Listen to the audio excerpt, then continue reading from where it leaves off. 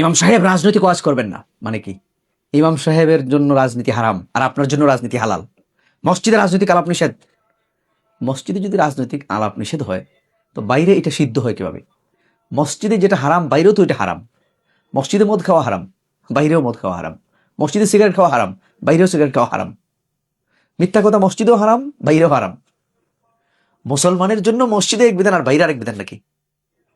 আপনি আমি যদি নিজেকে মুসলমান মনে করে থাকি, রাজনীতি যদি এতই খারাপ জিনিস হয়, এত অপবিত্র জিনিস হয় যে মসজিদে রাজনীতি করা যাবে না, তাহলে ওই রাজনীতি আপনি করেন কেন?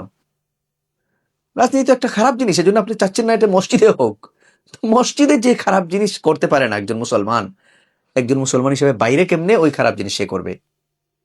আপনিই তো বলতেছেন মসজিদে রাজনৈতিক আলাপ নিষেধ, মাহফিলের মতো পবিত্র জায়গায় রাজনৈতিক আলাপ নিষেধ। তার মানে রাজনীতি একটা অপবিত্র জিনিস, নাপাক জিনিস। তো ওই নাপাক জিনিস আপনি কেন করবেন? আপনার জন্য তো এটা হারাম। আর মসজিদের ভিতরে হারাম হওয়ার কারণে বাইরেও তো এটা হারাম। আসল কথা হচ্ছে হারাম না, রাজনীতি এটা একটি ফরজ ইবাদত। যখন এটি যখন এটি আল্লাহর বিধান অনুসারে হয়, আর যদি এই রাজনীতি আল্লাহর বিধানের বাইরে গিয়ে হয় তাহলে এটা কুফরি কাজ। সুতরাং রাজনীতি শরীয়তের এক গুরুত্বপূর্ণ বিধান, যেটা সরাসরি ফরজ বিধান। কারণ এই রাজনীতি ছাড়া, এই রাষ্ট্র ছাড়া আপনি কোরআনের অনেক আয়াত বাস্তবায়ন করতে পারবেন না।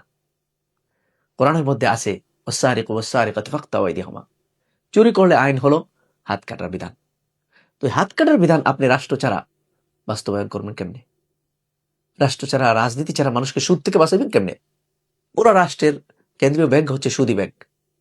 তো কেন্দ্রীয় ব্যাংক সুদী, এখন দেশের অন্যান্য ব্যাংক তার কাছ থেকে লাইসেন্স নিচ্ছে, তার কাছ থেকে অনুমোদন নিচ্ছে। তো সুদভিত্তিক লেনদেন করতে তারা বাধ্য। সবগুলি ব্যাংক কেন্দ্রীয় ব্যাংকের অধীনে। তো আপনি সুদ থেকে জাতিকে বাঁচাবেন কিভাবে রাষ্ট্র ছাড়া?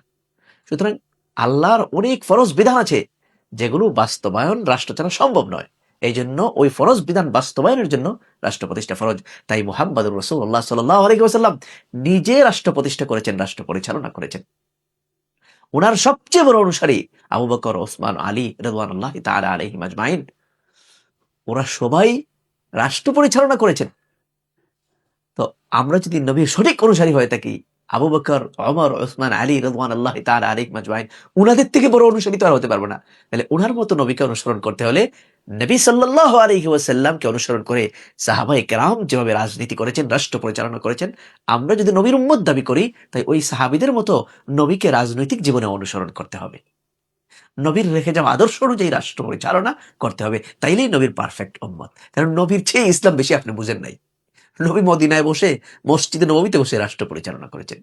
আপনি এখন উল্টা কথা বললে তো আপনি নবীর উম্মত থাকবেন না। আপনি নবীর থেকে বেশি বুঝছেন নাকি দিন? তো আপনি নবীর বিরুদ্ধে কথা বলেন কেন? নবীর আদর্শ হচ্ছে মসজিদে বসে রাষ্ট্র পরিচালনা করা।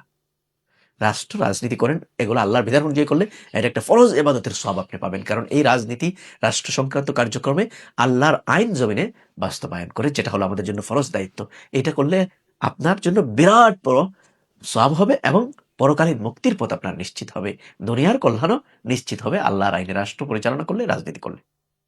এবং এটার দ্বারা শুধু আপনি নিজে উপকৃত হবেন না, গোটা সমাজ উপকৃত হবে।